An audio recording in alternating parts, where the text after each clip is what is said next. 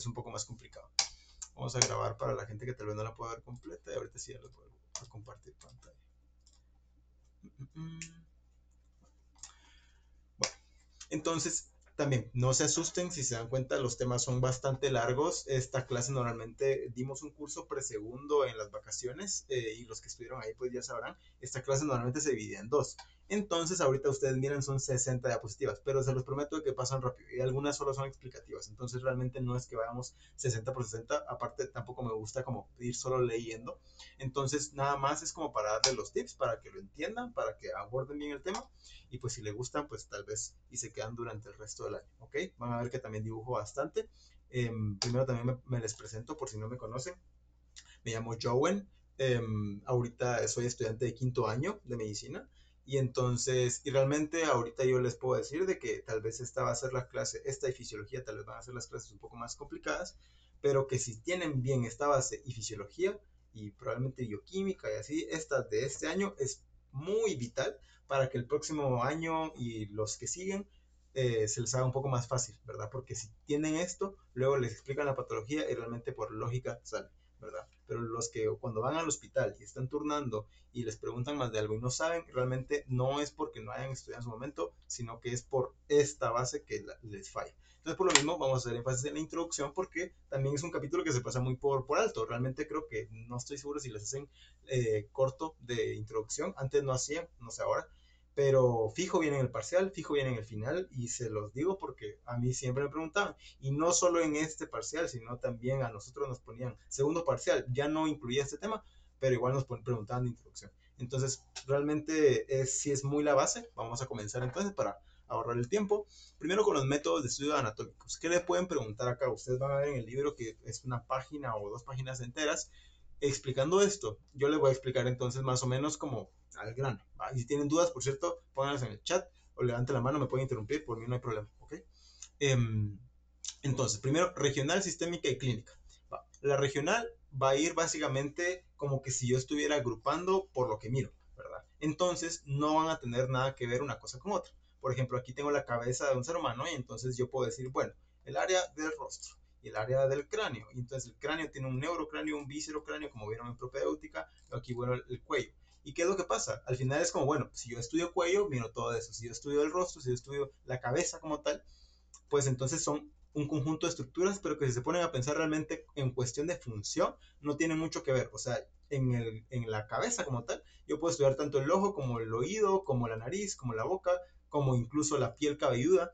Y se dan cuenta, todos tienen distinta función. Entonces la regional no se basa en la función, sino que se basa entonces en lo que nosotros miramos y cómo lo podemos compartimentalizar. Es decir, si yo agrupo esto y luego agrupo lo otro, entonces yo agrupo esto y es la cabeza, yo agrupo esto y es el cuello. Tienen bastantes vísceras distintas, pero la regional no se enfoca en función, se enfoca nada más en lo que yo miro y cómo lo puedo dividir, ¿verdad? Entonces por eso es que le van a mencionar que es bastante topográfica, porque se basa nada más en lo que hay en la superficie como tal, ¿verdad? Entonces también le llaman superficial y nos ayuda para la exploración física, porque entonces con base a esto podemos saber nosotros que si yo, por ejemplo, aquí les puse por eso esta imagen, si yo en esta parte del cuello lateral a la tráquea como tal, vamos a encontrar de que está el pulso carotidio. Entonces, y ahí lo unen con sus conocimientos de semiología, en donde no se van a palpar los dos al mismo tiempo y todo. Pero entonces, les puse esta imagen para que miren de que solo con la anatomía uno se puede imaginar las estructuras, que entonces vienen acá, la carótida común, que entonces luego se divide entonces en carótida interna y externa, ¿verdad? Que eso lo van a ver literalmente en el primer módulo de anatomía, ¿verdad? Va. Luego la sistémica sí tiene relación. Miren, ahorita vamos a ver unos cuadros, pero entonces la sistémica es, no me interesa de que todo esto es una cabeza, sino que me interesa toda la piel. Entonces, la piel de la frente y la piel de la punta del dedo, ¿verdad? Entonces, por lo mismo, la piel, sistema tegumentario, ¿verdad? Y todos los apéndices como sería los tegumentos como el pelo, las uñas, ¿verdad? Las glándulas sudoríparas. Si vamos a estudiar músculos, todos los músculos del cuerpo, no me importa de que sea en la cabeza y luego en el abdomen y luego en las piernas, todos los músculos, ¿verdad? Y así se van con todos, y ahí van a ver, porque ahí les puse el cuadro, que hay un montón de sistemas, ¿verdad? Entonces, pero estos solo es para que ustedes, o sea, como se los pueden preguntar, es si yo digo que voy a estudiar anatomía de manera, solo en el sistema muscular, ¿qué tipo de estudio es anatómico oficial, ¿verdad? Que entonces sería la sistémica.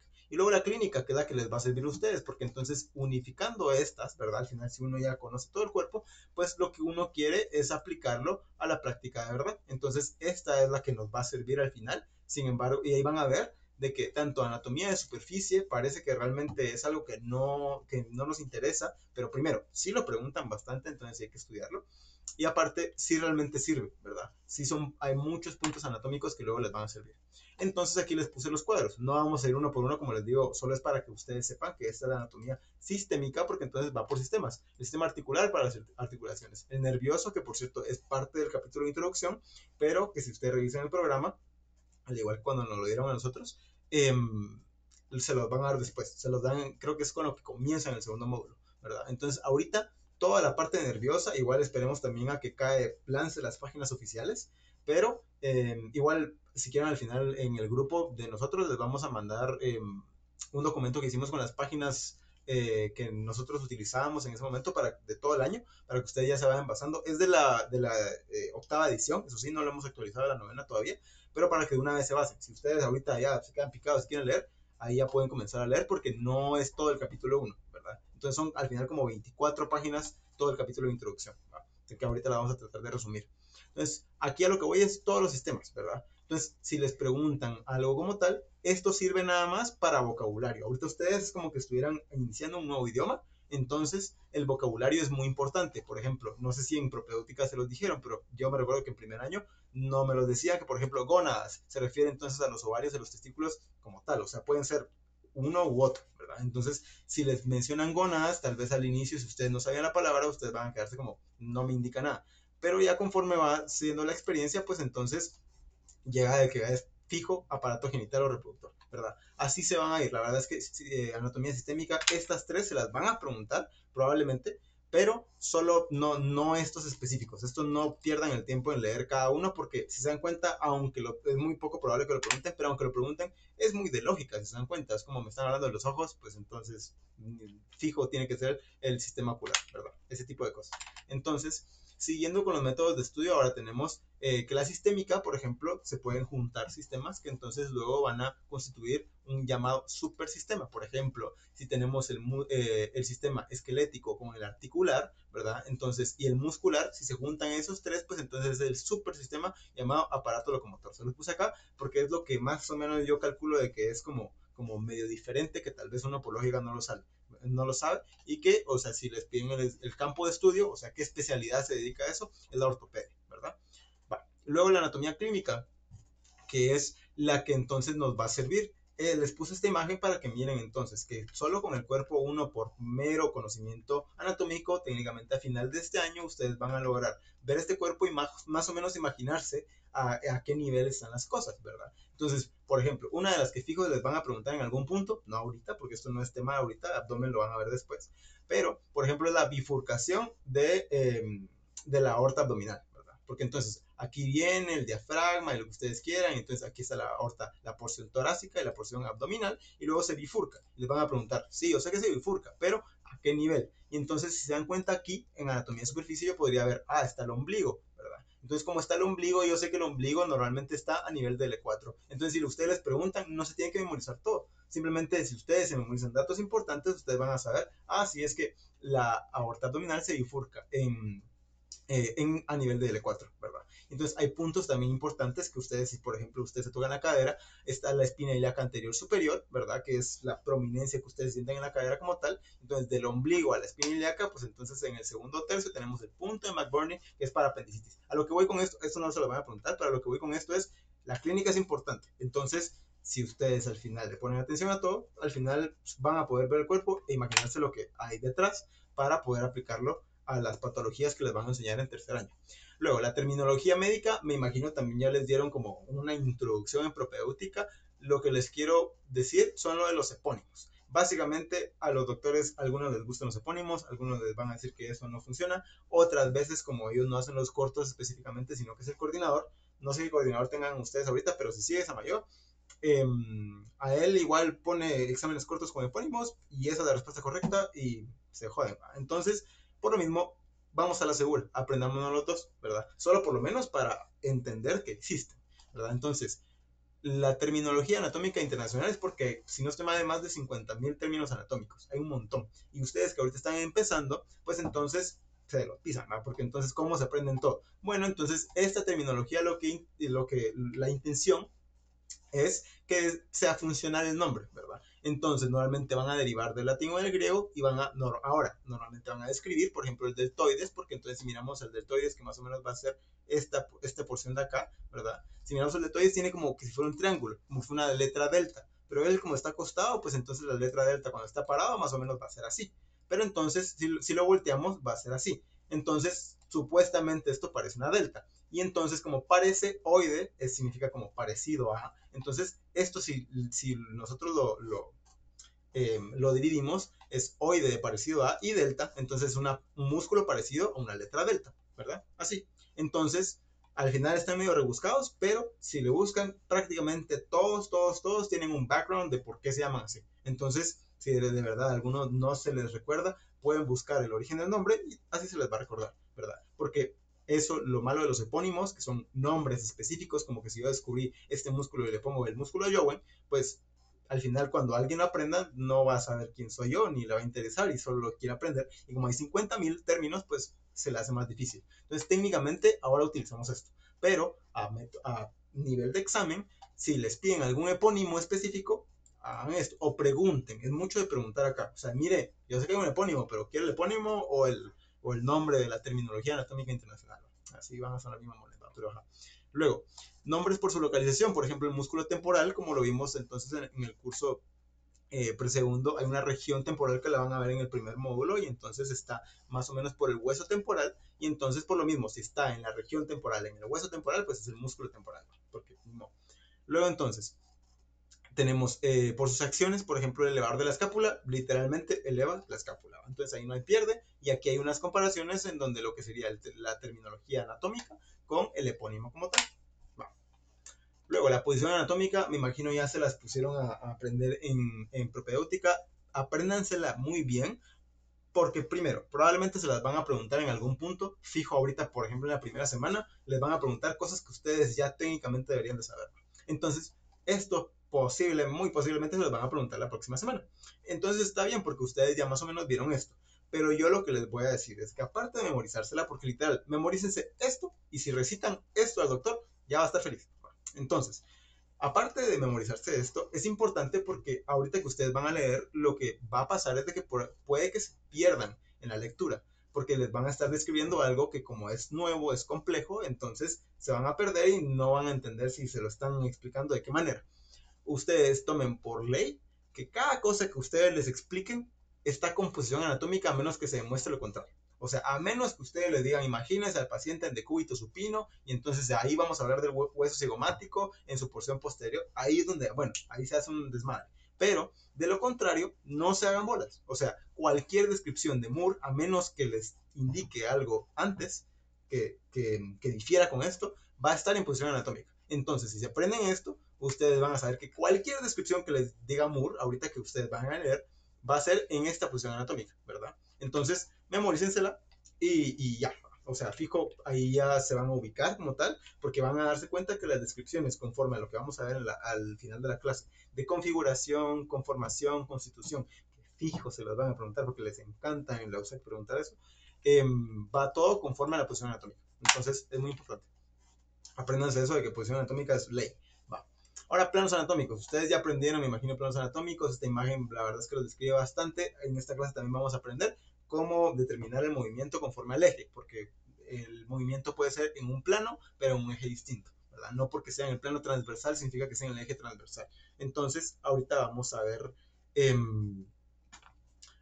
ver esto como tal. Entonces, el sagital técnicamente no significa que está en la línea media. Apréndanse eso, depende también del doctor, pero técnicamente no significa que si yo les digo plano sagital, va a ser un plano que divide entonces específicamente la línea media. Porque si yo quiero decir eso, tengo que decir medio sagital. Para decir, es un plano, el plano es como que es una lámina infinita que recorre a través del cuerpo, que entonces va a recorrer la línea media, medio sagital. Pero plano sagital pueden haber varios. O sea, aquí en el rojo ustedes miran un plano sagital.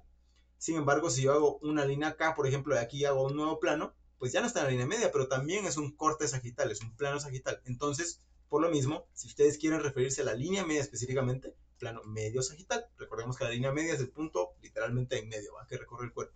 La línea media, ojo, no es un plano, ¿verdad? Porque para eso está el plano medio sagital, no son lo mismo.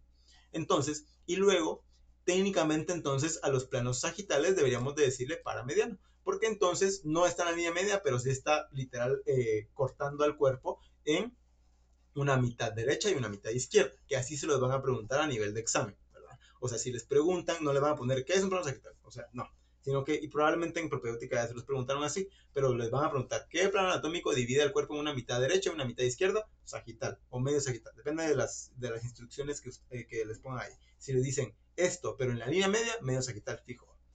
Entonces, luego los frontales.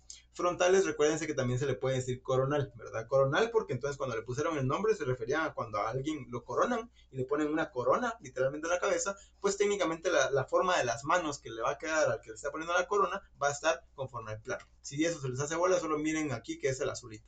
Entonces, plano frontal o coronal. Y entonces, aquí, ¿cómo se lo van a preguntar? Lo mismo, o sea, plano que divide en dos mitades, pero ahora ya no van a ser derecha e izquierda, sino que entonces va a ser una anterior y una posterior. ¿Va? Y lo mismo con el transverso. El transverso también se le puede decir axial. ¿Va? Entonces, y sagital, recuérdense que es también porque entonces cuando sagita se le llamaban antes a las flechas, y entonces cuando a alguien le daban con una flecha en la frente como tal, supuestamente su cabeza se partía así a la mitad, ¿verdad? Como en el plano sagital se partía entonces en una mitad derecha y una mitad izquierda, y así le pusieron supuestamente, eso dicen los doctores de anatomía, la verdad es que yo nunca lo he encontrado, pero si quieren impresionar a un doctor antes que se lo diga, díganselo ustedes.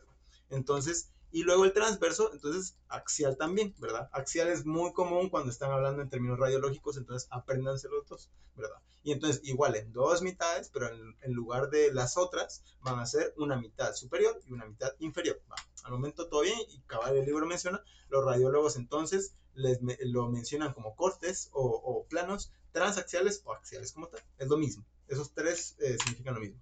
Va. Luego secciones.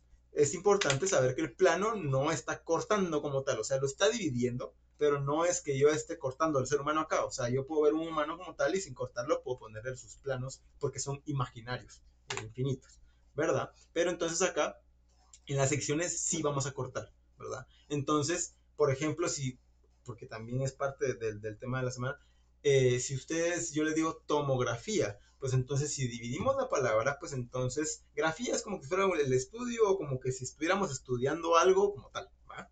Y entonces, tomo, ¿qué significa? Pues entonces si miramos a los libros, está dividido en tomos, es porque está dividido en partes, es decir, está seccionado. En lugar de ser un libro enorme, está dividido en 3 tomos, por ejemplo. Pues entonces tomografía significa eso, el estudio de algo dividido en partes, ¿verdad? Entonces, ¿por qué es algo como cortado? Porque está seccionado. Entonces, si estamos, por ejemplo, viendo esta tomografía, nos van a servir mucho los planos porque en el hospital fijo les van a preguntar, ¿y este en qué plano está? ¿Y este en qué plano está? ¿Y este en qué plano está? Y así, fijo.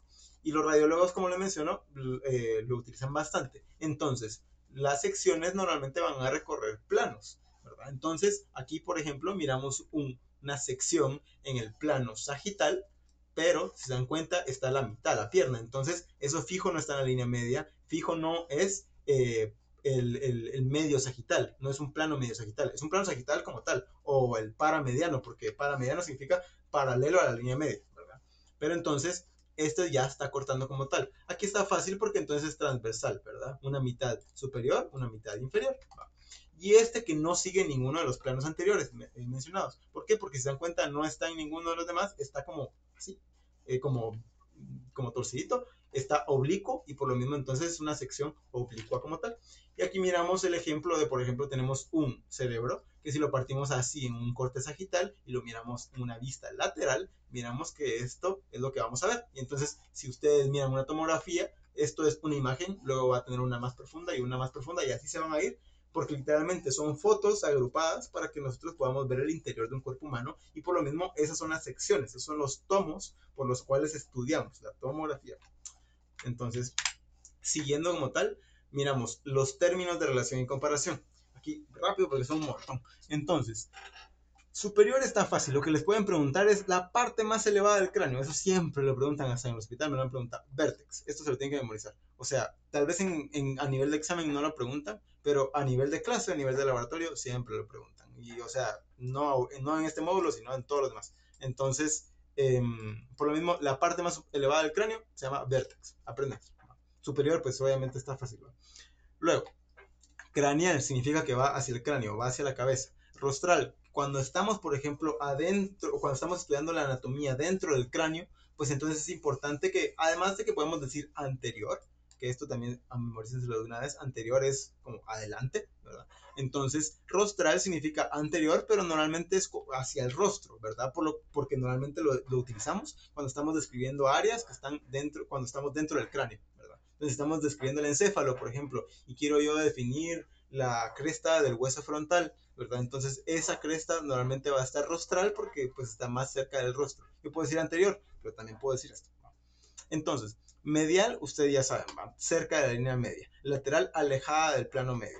Luego entonces tenemos el dorso. Eso es importante porque cómo ustedes definen un dorso. O sea, tal vez miran la espalda y dicen, ah, bueno, eso es el dorso. Pero, no, o sea, para que estén fijos de que es el dorso, porque puede ser el dorso que aquí nos pone en el libro, de la lengua, de la nariz, del pene, del pie, de cualquiera, ustedes tienen que verlo, porque así lo dice en el libro, de manera superior, en una vista superior, como que si ustedes vieran ahorita su pie, y entonces qué es lo que protruye, ¿verdad? Entonces, si alguien, por ejemplo, los mira desde arriba, ¿qué es lo que protruye en su rostro? Va a ser la nariz. Pero entonces va a ser el dorso de la nariz porque es lo que va a protruir. Así es como se define que es dorso como tal. Entonces, lo mismo con el dorso del pene, con el dorso del pie. Y es importante porque hay algunas estructuras que van a ser un poco complicadas. Pero si se recuerdan ustedes de ver desde arriba a ver qué protruye, pues va a ser el dorso de esa estructura específicamente.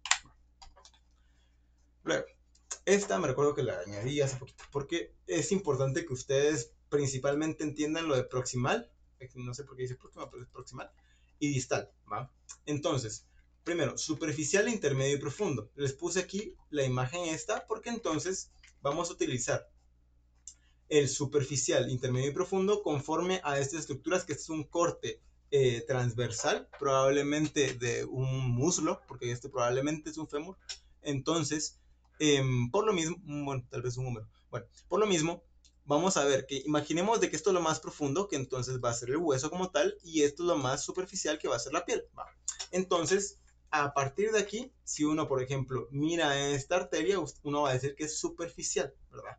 Es distinto, porque si se dan cuenta, esto es como que si yo comprara un pedazo de carne, ¿va? Entonces esto es duro, esto es pura carne. Va. Si yo esto como es sólido, le puedo tener estos términos, superficial, intermedio y profundo, conforme a qué tanto se acerque al punto medio de toda la estructura. Si yo tengo una víscera hueca, imagínense entonces acá el estómago. Esto no está relleno, pues no es como el hígado, que entonces es una masa como tal. Esto es como que si fuera un pachón, imagínense que está vacío por dentro. Entonces, cuando es algo de una víscera hueca que tiene una cavidad, ese entonces se le va a referir como externo e interno, ¿verdad? Entonces, si está afuera, pues entonces externo, si está adentro, interno. A diferencia de esto, que si yo, por ejemplo, tengo una mosca acá, está superficial, pero porque esto es sólido, ¿verdad? Y si el hueso va a ser profundo.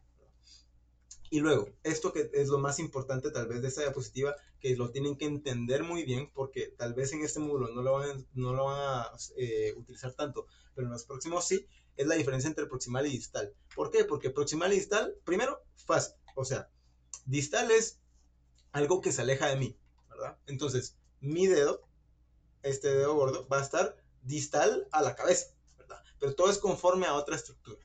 Entonces, ¿qué es lo que pasa? Este hombro va a estar también distal a la cabeza. Pero entonces si comenzamos a ver esto, yo no puedo decir, bueno, entonces este es distal y este es distal fijo. No, porque entonces si ahora yo comparo en lugar de la cabeza el hombro con el dedo, voy a ver que entonces el hombro va a estar más proximal. Porque entonces es conforme a qué estructura. El hombro es proximal conforme al dedo, ¿verdad? Entonces, y así se pueden ir. Entonces, depende. Pero esto tal vez no es lo más complicado, sino que entonces complicado es cuando uno lo mira en vísceras huecas, como sería esto. Porque entonces imagínense todo el tracto gastrointestinal. Comienza desde la boca, imagínense que es una boca, entonces comienza acá y como que si fuera una carrera, ¿va? Comienzan a bajar y al final todo es un camino que fijo tiene que pasar para luego entonces ser excretados, ¿va? Va, qué alegre. Entonces, aquí ya no se mira quién está más cerca de conforme a qué. Porque entonces, como se dieron tantas vueltas, imagínense un pedazo de comida que está acá y un pedazo de comida que está acá. ¿Quién está más cerca? Pues a ver, va, porque, o sea, conforme a qué lo estoy comparando, o sea, aquí está fácil porque lo estoy comparando contra mí mismo, pero aquí ya no tanto. Entonces imagínense esto como proximalista, porque se utilizan muchos esos términos, como si fuera una carrera, ¿verdad? Una carrera en donde la boca es la línea de salida y el recto para excretarlo es la línea de meta, ¿va? Para llegar. Entonces, ¿quién está más cerca de la línea de meta? Está más distal. ¿Por qué? Porque entonces está más avanzado. Si yo estoy en la línea de salida, yo lo miro súper lejos, ¿verdad? ¿Y quién está entonces, por ejemplo, acá? Aunque tal vez aquí es pegadito, se miren súper cerca, pero como al final es un camino, pues entonces aunque estén pegados, pero este va a llegar antes que este, entonces este está distal a este. Es importante porque cuando miren gastroenterología en anatomía, se los van a decir mucho como que entonces en la porción distal del yeyuno, las arterias conformadas por, ¿me entienden? Entonces ustedes tienen que ver, pero aquí cómo funciona el distal. Pues así, básicamente esos términos cambian conforme a la estructura que estemos describiendo. Ahora, términos de lateralidad son bien fáciles. Bilaterales, que están en los dos lados, como las manos de esta señora.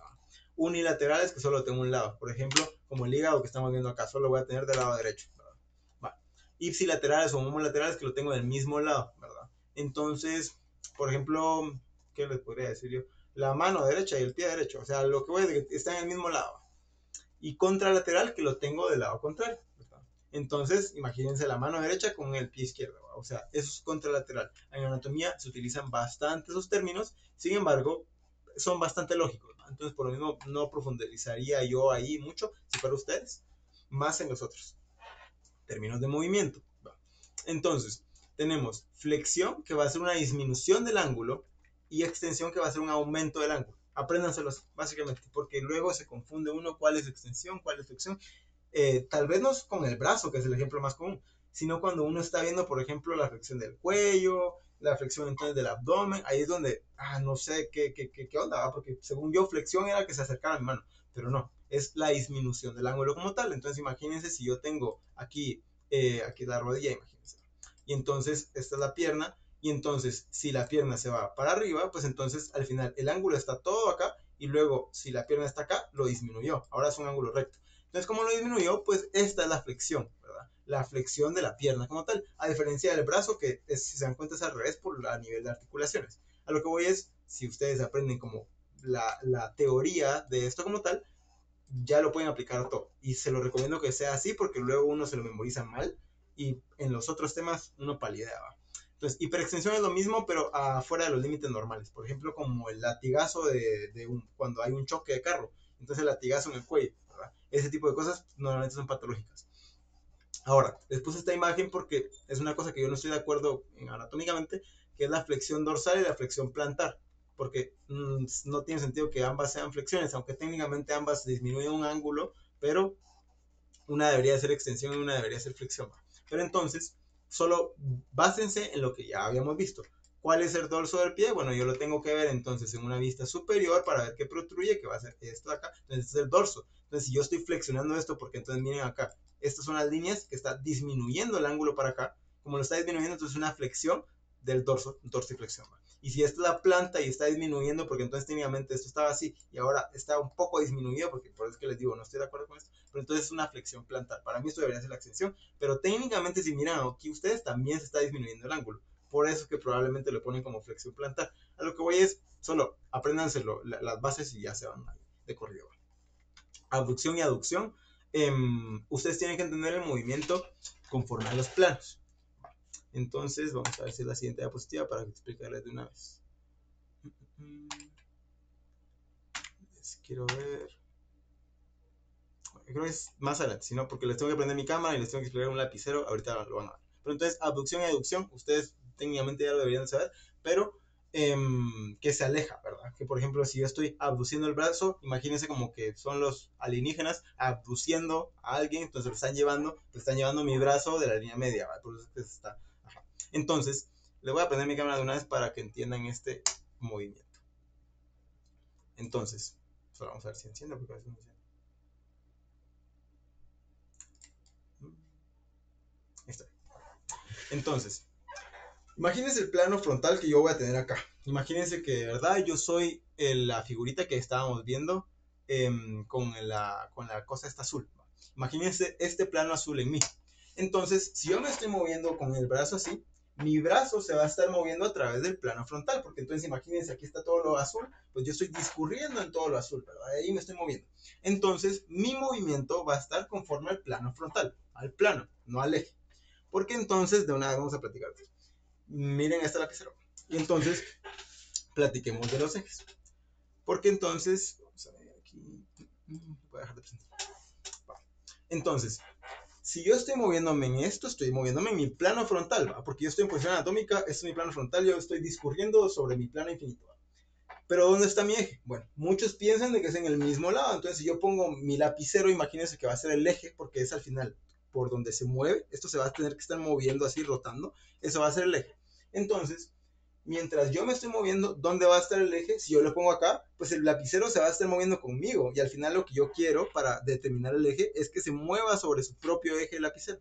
Entonces yo tengo que determinar, para saber el eje de un movimiento, ¿dónde tengo que poner yo el lapicero? Entonces, yo ya sé que estoy discutiendo en mi plano frontal, pero tengo que ver que, por ejemplo, si yo pongo el lapicero acá, el lapicero entonces, si yo me estuviera como quedando así bien quieto en el hombro, no se va a mover, ¿verdad? Entonces técnicamente este va a ser mi eje como tal. ¿Y dónde está discurriendo el eje? Es un eje axial, ¿verdad? Pero entonces depende entonces también del movimiento. Si yo, por ejemplo, estoy así, y entonces estoy moviendo mi brazo de esta manera, ¿dónde va a estar el eje? Bueno, si yo pongo mi lapicero así, se va a estar moviendo conmigo, no me funciona, tiene que estar rotando. Entonces, para que esté rotando así y que literalmente yo estoy moviéndome a través del lapicero, pues probablemente este va a ser un eje longitudinal, ¿verdad? ¿Por qué? Porque está a través de la longitud de mi brazo, yo estoy moviéndome. Si se dan cuenta, no está moviendo nada más que el radio discurriendo a través de la ulna, ¿verdad? Entonces, lo mismo como por ejemplo una flexión, ¿verdad? Si yo estoy aquí en posición anatómica y yo estoy flexionando, ¿dónde va a estar el movimiento conforme al plano? Bueno, si yo estoy haciendo esto, va a ser plano sagital, porque probablemente aquí está el plano sagital, yo lo estoy moviendo en el plano sagital. Pero en el eje, ¿cuál va a ser? Ya no va a ser el eje sagital. Como si yo me pongo el lapicero acá, ¿verdad? Yo puedo hacer el movimiento del lapicero, miren, también no se va a mover, no, a diferencia si yo lo pongo acá, se va a estar moviendo un montón. Entonces, como no se está moviendo, técnicamente el lapicero, como que fuera un robot, va a estar haciendo esto. Y como esto, o sea, va a estar acompañando mi movimiento. Y como esto es el eje, entonces este va a ser el eje transversal por el cual se está generando un movimiento en el plano sagital. No sé si me voy a entender. Igual, por ejemplo, si yo muevo mi cabeza, entonces miren la punta de mi nariz. Yo muevo la punta de mi nariz y entonces se está moviendo conforme al plano transversal. Sin embargo, ¿dónde yo pondría el lapicero? No lo puedo poner acá porque el lapicero se va a estar moviendo conmigo. Lo puedo poner acá en el vértex que habíamos hablado, aquí, porque entonces también va a ser un eje longitudinal. ¿Por qué? Porque entonces a través, imagínense como que atraviesa todo mi cuerpo. A través de esto, pues entonces yo puedo moverme y el lapicero no se va a estar moviendo, solo se va a estar rotando en su propio eje. Espero les haya quedado un poco más claro, ¿verdad?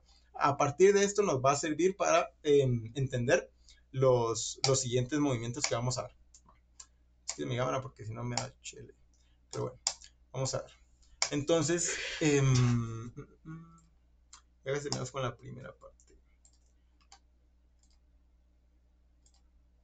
Va. Entonces, siguiendo con esto, ahora con los términos de movimiento tenemos igual lo de abducción y aducción, que va a ser el movimiento opuesto de alejar del plano medio como tal. Luego, flexión lateral, solo va a ocurrir, y esto se los pueden preguntar como examen, ¿verdad? Solo va a ocurrir en el cuello y en el tronco, ¿verdad? Porque pónganse a pensar en otra parte como tal. En el tronco yo indicaría más que nada en el abdomen, porque en el tronco involucra mucho tórax y el tórax sí se mueve, pero muy poco. Entonces podría ser cuello, tronco y abdomen. Pero entonces a lo que voy es, imagínense, de que aquí tenemos al humanito como tal y entonces se va a mover para este lado, para el otro, pero con todo su cuerpo, ¿verdad? Como que estuviera bailando.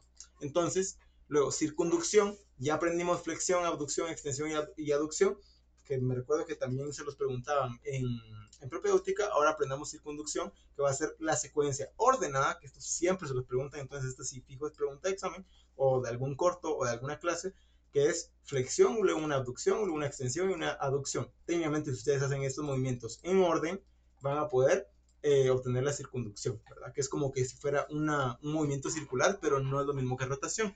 Si miramos rotación, ahora es el giro, pero conforme a su eje longitudinal. Entonces, la rotación que yo les estaba enseñando ahorita en el plano transversal, en el eje longitudinal, por eso es que yo les mencionaba, es el eje longitudinal porque imagínense que este era mi cuello Y entonces yo me estaba moviendo para acá y me estaba moviendo para acá, pero mi eje al final, que era acá, yo me estaba moviendo conforme a este eje, ¿bien? Entonces este eje atraviesa todo mi cuerpo, por lo mismo es el eje longitudinal. ¿Va? Luego tenemos la rotación medial, que por eso que les puse esta imagen, y la rotación externa o lateral. Es importante porque en miembros y la verdad es que en casi toda la anatomía lo van a ver y se confunden. Entonces yo les puse esta línea punteada como que fuera la línea media. Entonces imagínense que esta estructura se va a mover. Imagínense que esto es un brazo. ¿Va? Entonces, y esto es lo más cercano que estamos a la línea media. Si se mueve, si el cilindro rota hacia la línea media, entonces va a ser una rotación medial porque va a ser hacia la línea media. Si se aleja de la línea media, va a ser una rotación lateral o externa porque se está alejando de la línea media. Parece fácil, pero se los juro de que al final se les confunde un montón, porque a mí se me confundía un montón cuando se lo están describiendo en los movimientos de miembros. Entonces, solo apréndanse que es un cilindro rotando en dirección a qué, a la línea media o alejándose de la línea media. ¿Va? Luego, la pronación y la supinación del pie, básicamente no se los preguntan normalmente, pero les puse esta imagen para que miren que el pronado al final es un descenso del borde medial, porque entonces se dan cuenta, este es el borde, porque aquí está la línea media, se está acercando mucho al borde medial, y se dan cuenta, está como inclinado hacia acá. Entonces es un descenso como que estuviera yendo al piso, mientras que el supinado es al contrario. Se los puse porque la supinación y la pronación en la mano como tal es distinto, ¿verdad? Entonces el supinado es con la palma viendo hacia el cielo, ¿verdad? Y pronado, pues la palma viendo hacia el piso. Luego, tenemos que si miramos anatómicamente eso, tenemos que el radio es el que va a rotar, la ulna no va a rotar. Si nosotros miramos nuestro antebrazo, tenemos dos huesos, ¿va? El radio y la ulna. Entonces la ulna se va a quedar acá, pero el radio va a estar rotando conforme a la ulna. Entonces, si les preguntan a términos de examen, memorícenselos así, de que entonces el radio medialmente va a girar, es pronación. Si girar el radio lateralmente, es supinación. ¿Va? Y por lógica, o sea, ustedes imagínense dónde está el radio, que si ustedes no lo saben ubicar, es en el lado del dedo gordo de la mano, se me olvidó el nombre, pero del primer dedo de la mano. Entonces, por lo mismo, ese siempre le menciona como que fuera la antena del radio. ¿Va? Entonces, ahí no lo pierden, porque entonces la antena del radio, el radio siempre va a estar acompañando al dedo gordo de la mano. Y entonces, el pulgar es esta cosa. Entonces, por lo mismo, si uno mueve la mano, ahí uno está viendo dónde se está moviendo el radio, ¿va? Y está rotando, si se dan cuenta, conforme a la ulna que se va a quedar fija. Entonces, si yo estoy rotando el dedo gordo de la mano, el pulgar, hacia la línea media, pues estoy pronando, porque entonces el radio está girando medialmente. No sé si me voy a entender, pero imagínense el radio pegado al dedo, al pulgar, y pues ahí lo van a ubicar siempre. Luego la eversión y la inversión, también les puse una imagen acá, en donde eversión, pues entonces es alejándolo de la línea media, e inversión es metiéndolo, como si estuvieran invirtiendo dinero. Cuando ustedes invierten dinero, lo meten a un banco, por ejemplo, a las acciones, lo que ustedes quieran. Pues lo están invirtiendo, pero aquí está la línea media, lo están acercando. Luego, oposición se refiere específicamente al dedo pulgar, cuando uno está pellizcando. Es un movimiento muy humano, ¿verdad? Entonces es por lo mismo un movimiento descrito, la verdad es que después no lo van a ver. Reposición es lo contrario, básicamente, por volverlo a poner normal. Protrusión se puede utilizar de varios aspectos, pero miren esta imagen en donde la mandíbula está hacia adelante, está protruyéndola. Entonces, que si la retruye, es hacia atrás, la está retruyendo. Y luego, protracción y retracción normalmente se utilizan como movimientos similares, pero en la escápula, ¿verdad? Y van a ver que la escápula es una articulación muscular, entonces obviamente no es una articulación per se, pero la van a aprender en ese momento y entonces estos de protracción y retracción sí los llevan a utilizar. Elevación y depresión, imagínense los hombros, ¿verdad?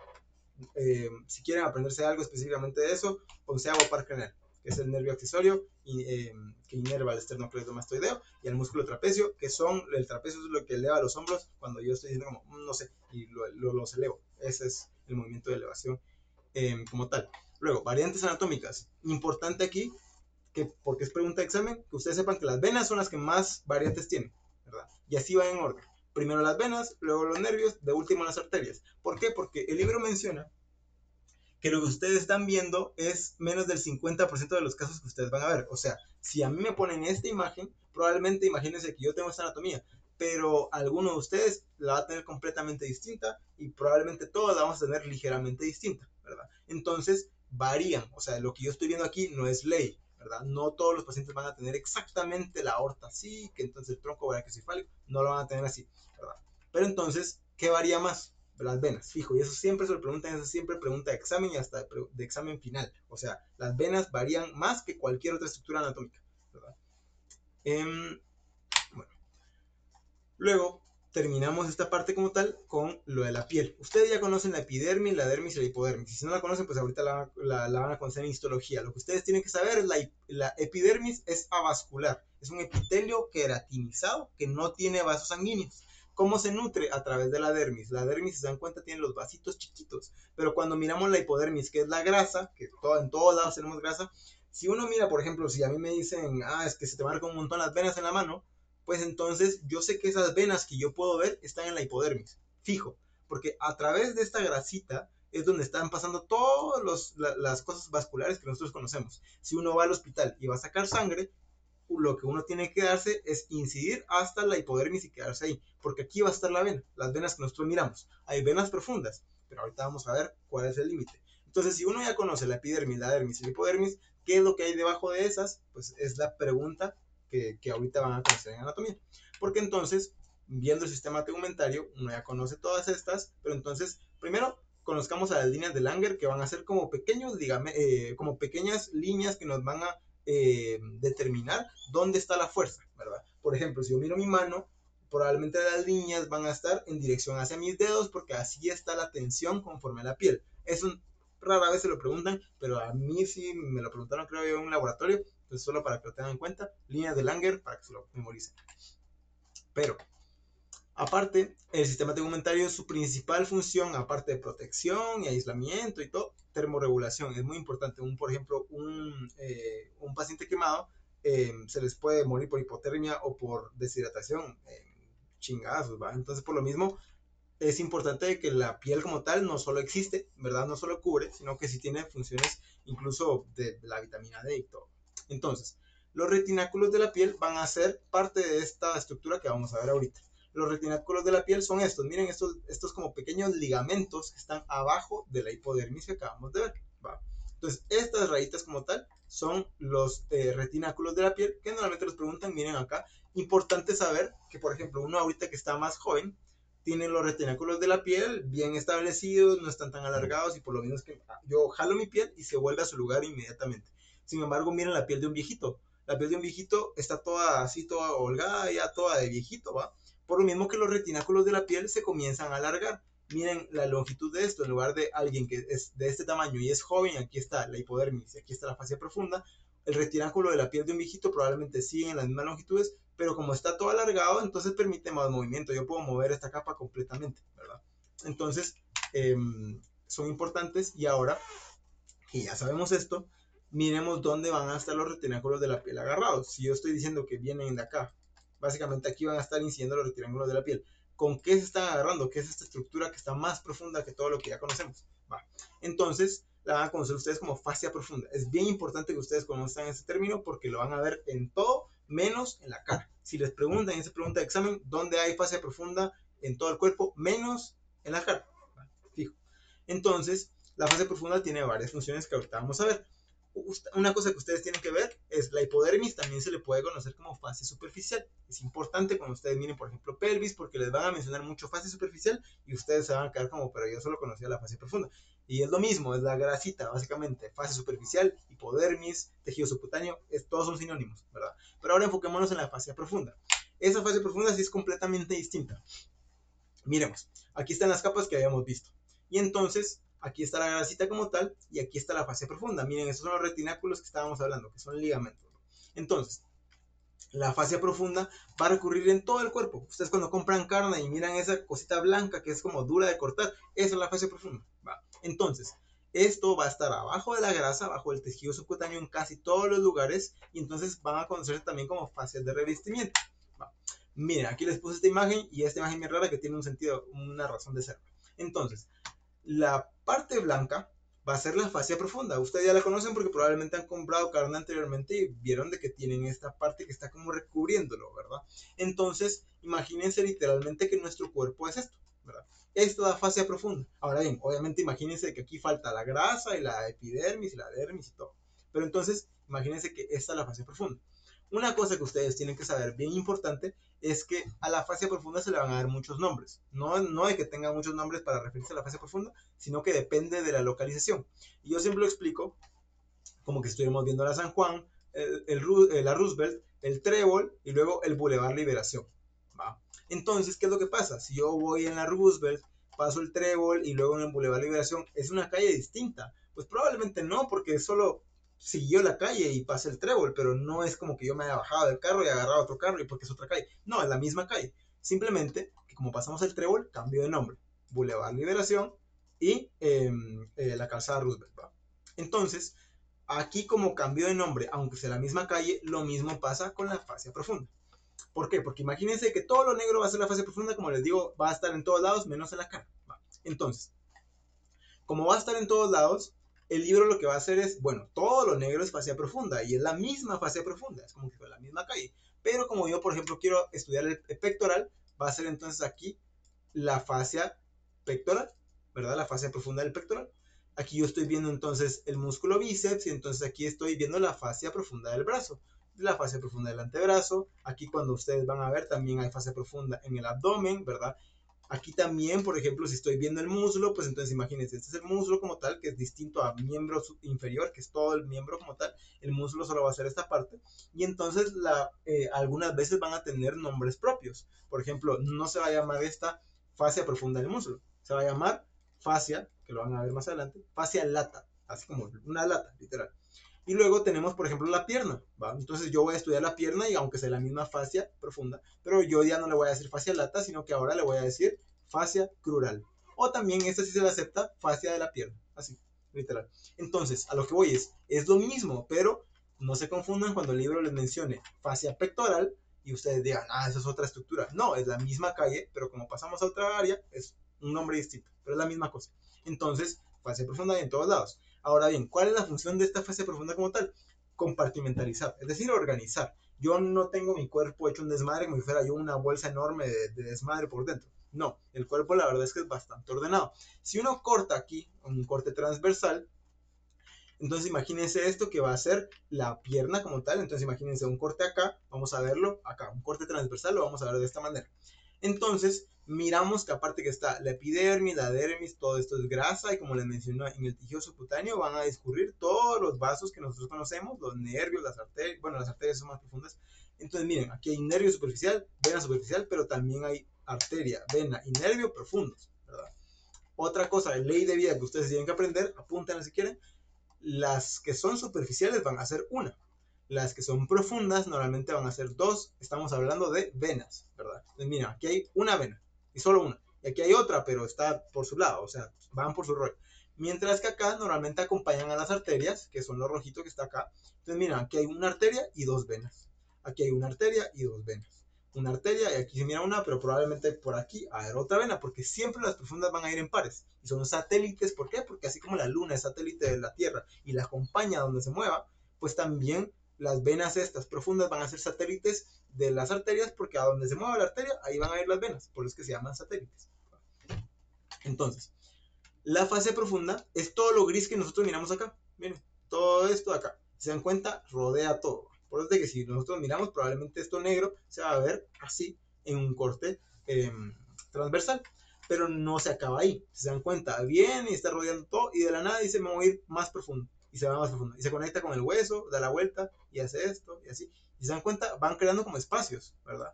Porque entonces aquí en lo que yo ya recorrí todo esto, tengo un espacio, dos espacios, que se dan cuenta aquí todavía está más seccionado todavía, pero imaginemos que este es otro, ¿verdad? Este va a ser otro espacio, ¿verdad? Aquí va a ser un cuarto, y entonces estos son compartimentos muy importantes, porque cabal cuando ustedes miren miembros como tal, van a ver de que cada compartimento comparte inervación, ¿verdad? Entonces si yo estoy viendo el brazo y estoy viendo el compartimento posterior, yo sé que es el nervio radial, pero hay un montón de músculos, sí, pero todo el compartimento posterior comparte inervación con el nervio radial. ¿Por qué? Porque esos compartimentos están hechos por medio de la fase profunda. La fase profunda es la que viene acá y compartimentaliza, es decir, ordena. Dice, aquí hay tres músculos, pero yo voy a hacer un compartimento. Entonces aquí va a descubrir un nervio y ese nervio va a inervar a estos tres. Y por eso es de que se hace un poco menos difícil memorizarse los nervios porque van conforme a compartimentos, ¿va?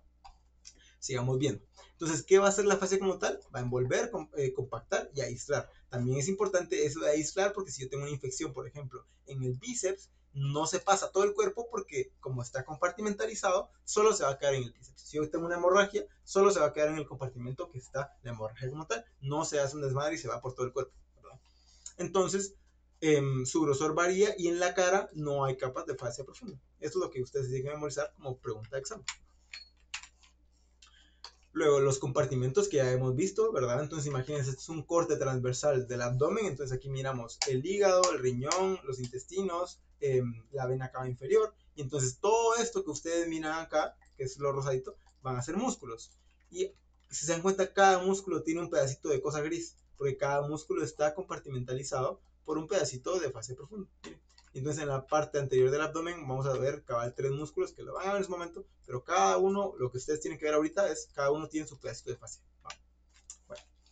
Luego, los tabiques intermusculares son los que yo les mencionaba, que la fascia viene y en lugar de solo quedarse aquí, lanza estas prominencias de su propia fascia que van a ser los tabiques intermusculares. ¿Va? Entonces al momento, se dan cuenta, es fácil, pero como normalmente uno no se lee el capítulo de introducción, uno llega al tema y no entiende de qué fascia me están hablando. Entonces, los retináculos que ya los habíamos visto, sin embargo, hay retináculos que son específicos para evitar el atajo que puede llevar un miembro como tal. Ahorita lo vamos a ver una imagen más adelante. Va. Luego, aparte de fascia profunda, tenemos fascias subserosas. Ustedes lo que se tienen que aprender de esto fijo es que existen 3 fascias subserosas. Ahorita vamos a ver qué significan subserosas como tal. Entonces, si les preguntan las fases subserosas, son 3. Y ya.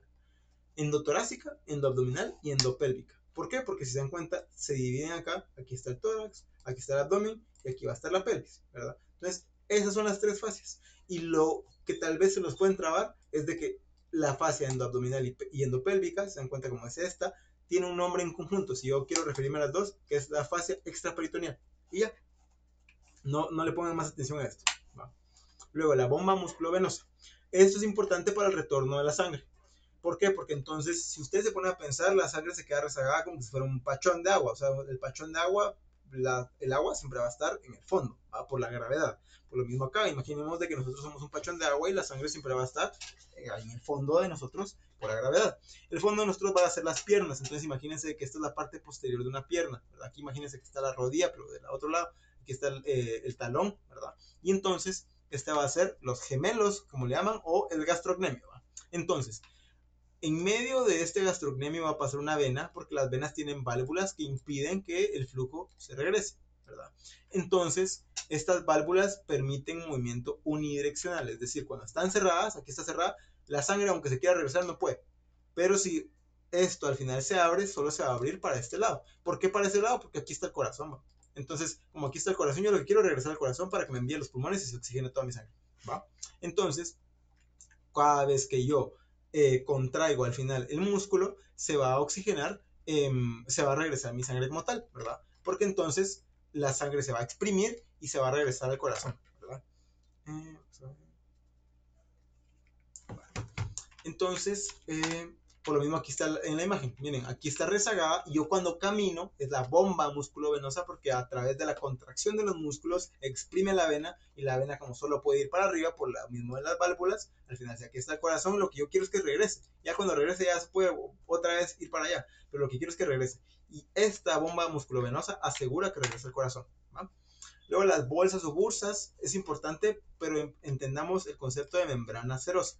La membrana serosa puede no solo estar en las articulaciones, por ejemplo, esta es la vista lateral de un corte sagital de la articulación de la rodilla, entonces este va a ser el fémur, aquí está la tibia y aquí está la patela, ¿verdad? Que es el hueso sesamoideo más grande del cuerpo. Eso también se lo pueden preguntar. Entonces, aquí como va a haber mucho movimiento, porque yo camino todos los días, por ejemplo, pues entonces el movimiento causa fricción y la fricción daña las cosas. Imagínense el piso de un parque y yo le paso la mano todo el día. Al final del día mi mano va a estar hecha lata. ¿Por qué? Porque por la propia fricción mi mano se hizo desgraciada. Entonces para que en el cuerpo no pase eso, porque imagínense yo caminando o corriendo, pues voy a estar friccionando estas estructuras que están cerca todo el tiempo. Entonces tenemos estas bolsas que lo que impiden es esa fricción.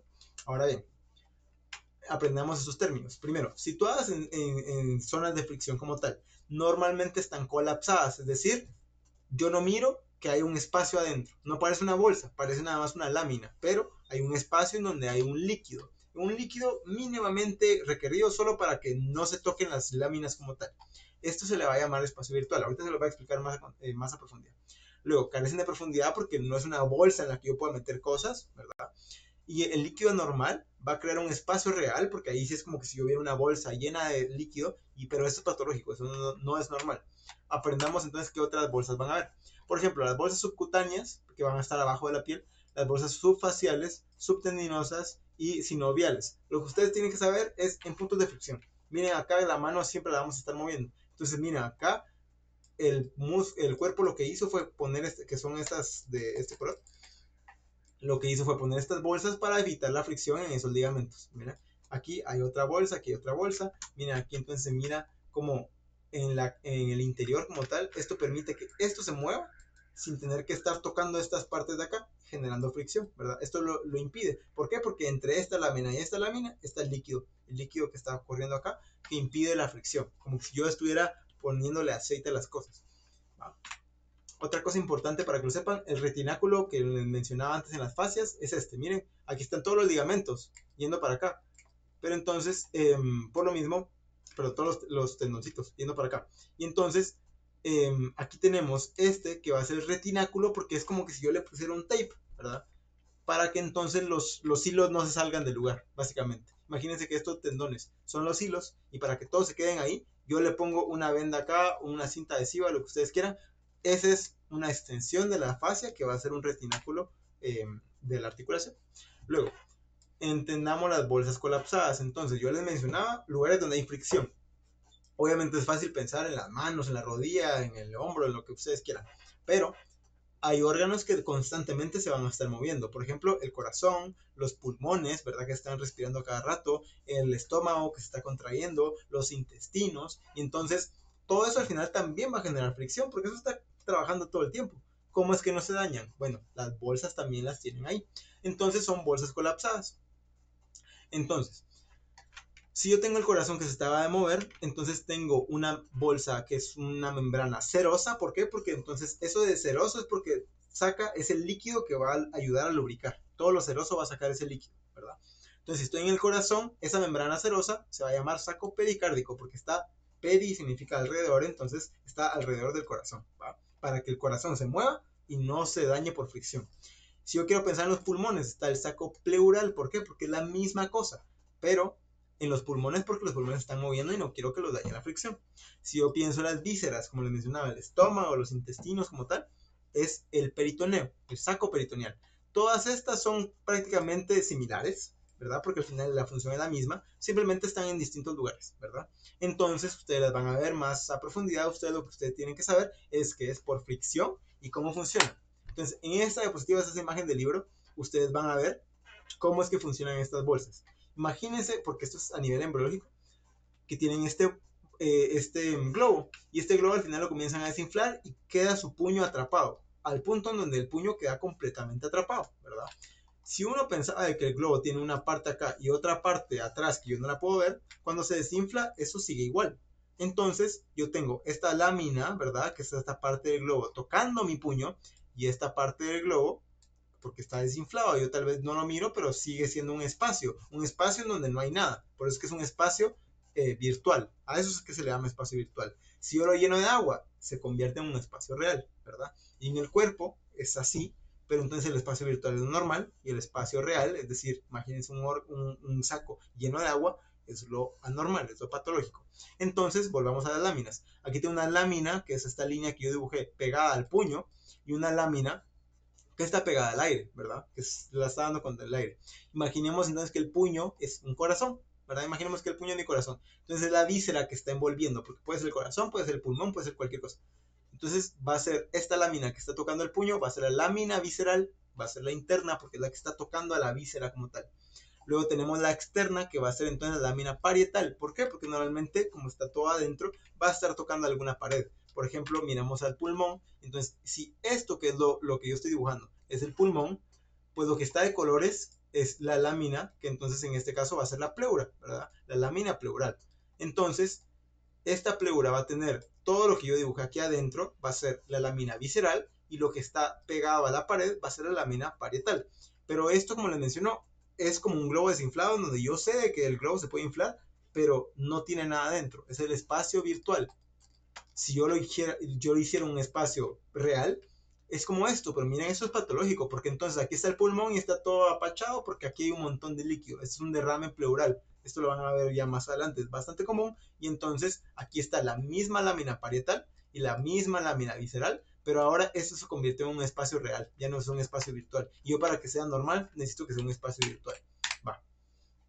Luego, sistema esquelético, miremos que, como ustedes ya saben, esqueleto axial y esqueleto apendicular, ¿verdad? Entonces ustedes solo se tienen que aprender qué conforma cada uno, porque eso es de lo más fácil que tal vez les pueden preguntar. Entonces, la verdad, axial porque es el axis, el eje, ¿verdad? Y apendicular porque todo el apéndice es algo que cuelga de algo, ¿verdad? Entonces, imagínense el apéndice secal, que es el que se inflama y por lo que lo tienen que operar ustedes. Va.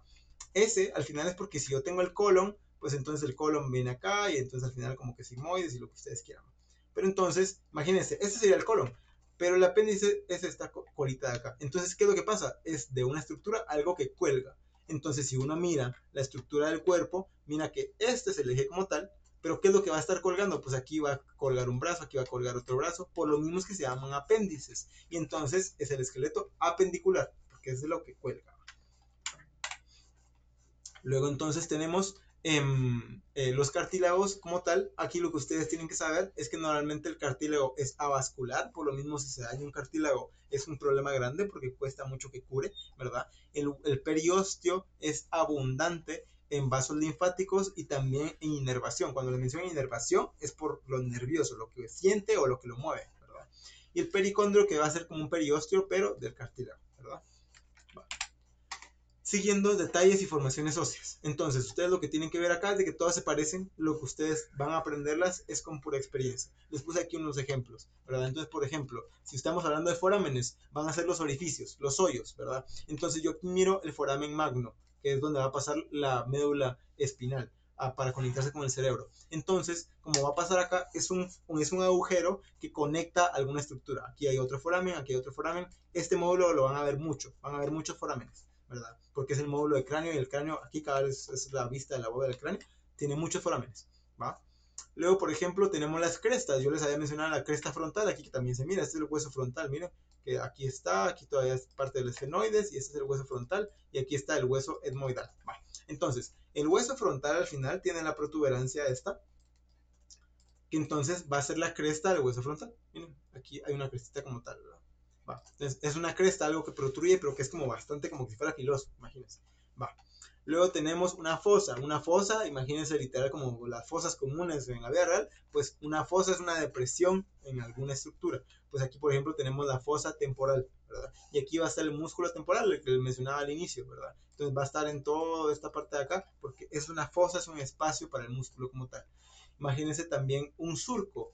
¿Dónde vamos a tener surcos? Por ejemplo, aquí miren esta parte, que en lugar de ser la parte como que estuviéramos viendo en una vista superior, esta va a ser en una vista inferior, porque estamos viendo desde abajo, estamos viendo la parte de arriba del cráneo, pero desde abajo. Entonces, aquí tenemos las estructuras similares, suturas y lo que ustedes quieran, pero miren estas como caminitos que tienen acá, como si fueran ríos secos, ¿verdad? Que dejan su camino. Pues esos son surcos arteriales, porque las arterias, por la misma presión que llevan, deforman al hueso, y como deforman al hueso, dejan su surco, dejan su recorrido, ¿va? Entonces, como dejan su recorrido, se les llama surco. A diferencia de una fosa, que es una cosa como que si fuera un lago, un surco es como si fuera un río, ¿verdad? Ahora bien, tenemos distintas cosas, por ejemplo, el capítulo, que capítulo, cabeza, tubérculo y tróclea, no, y tuberosidad van a ser muy similares, ¿verdad? Entonces lo que ustedes tienen que ver es básicamente con puro ejemplo. Por ejemplo, aquí está el húmero, y entonces aquí tenemos el capítulo del húmero, ¿verdad? Si aquí, por ejemplo, tengo este que es un fémur, yo aquí tengo entonces la cabeza del fémur, tengo aquí el cuello del fémur, pero aquí tengo el trocánter. Pero tengo un trocánter que es esta protuberancia que tenemos aquí grande, pero tengo un trocánter mayor, y si tengo un trocánter mayor significa que hay uno menor, ¿va? Entonces aquí tengo un trocánter menor, ¿verdad? Que va a ser este chiquito. Así lo tienen que ver. Básicamente se los pueden preguntar, pero lo que yo les recomiendo, si de verdad quieren ir por el 100, es memorizarse esto, ¿verdad? Que es literalmente la definición del libro.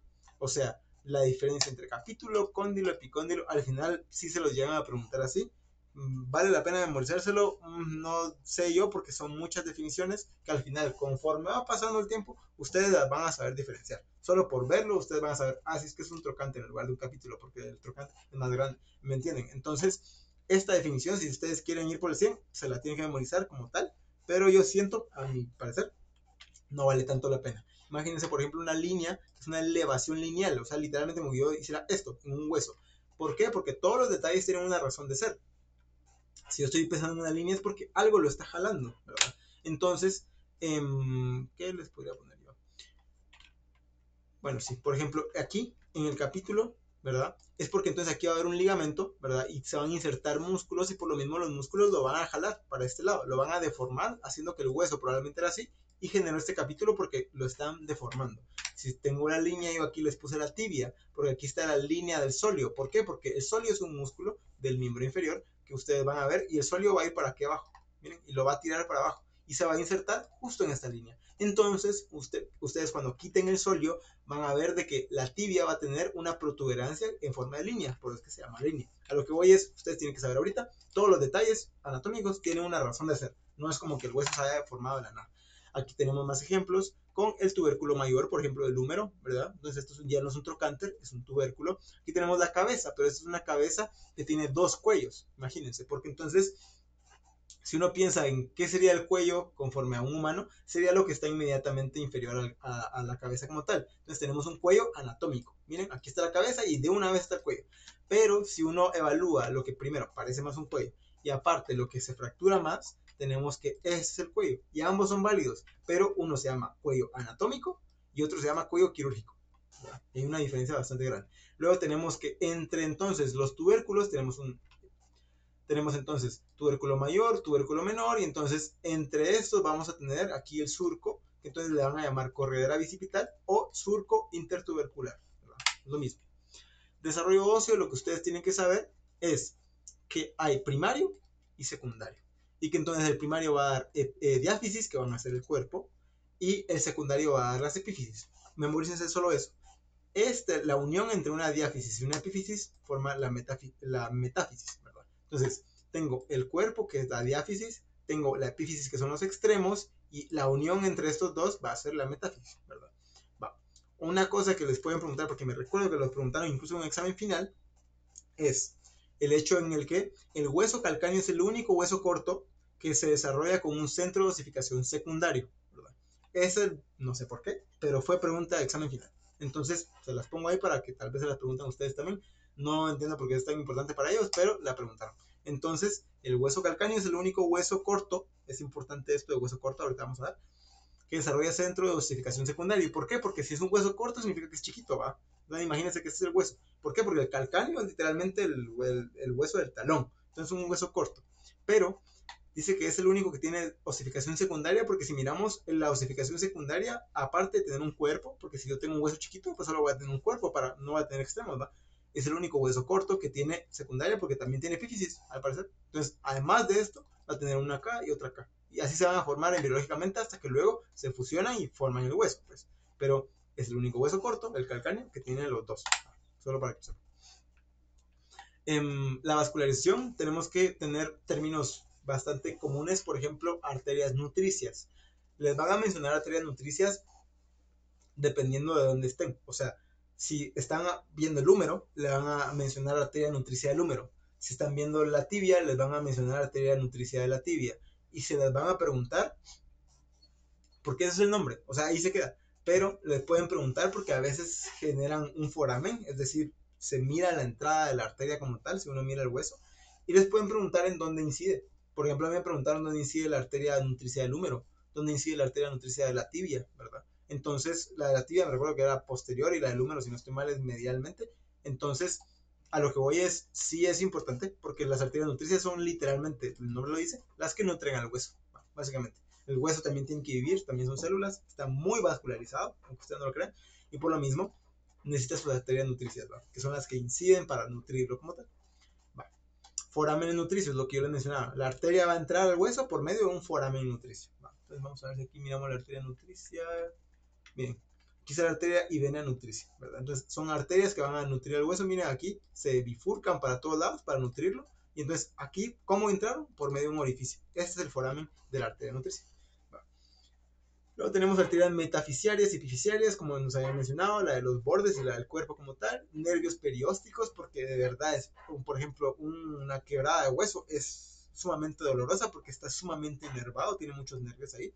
Vasos linfáticos también bastantes en el hueso como tal. Y nervios vasomotores. ¿Qué se refiere a esto? Los que controlan el calibre de la arteria como tal. Tengo una arteria de este pelo y una arteria de este pelo, y estas distribuyen distinta cantidad de flujo. Entonces, ¿cómo vamos a regular cuándo yo necesito esta y cuándo yo necesito esta? Por medio de los nervios vasomotores. Estos nervios vasomotores pueden generar de que esto pase a esto, ¿verdad? Porque tal vez el cuerpo lo necesita a nivel fisiológico. Articulaciones, esto me imagino ya lo vieron también bastante. Vamos rápido.